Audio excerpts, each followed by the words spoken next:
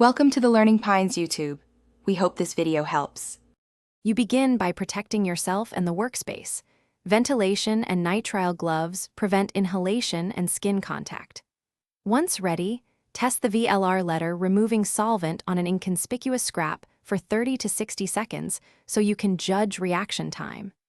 You then shake the bottle to homogenize the formula, apply 1 to 2 drops with a cotton swab, and watch the surface. This early check tells you how aggressively the solvent attacks the material, so you can adapt technique and dwell time safely.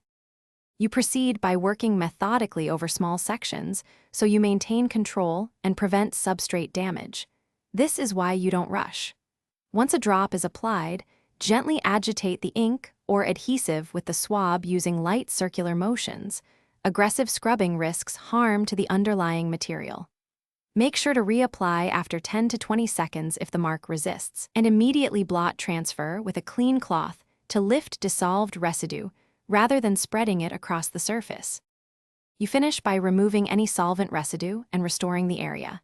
Neutralize or rinse according to the product label and ventilate until fully dry to avoid lingering fumes. Once done, inspect under good light for ghosting or staining. If you see traces, repeat the tested sequence and increase dwell time by 5 to 10 seconds, not by force.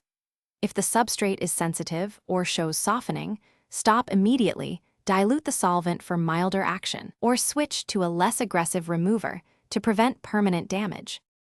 Thanks for watching. Consider subscribing if we helped you.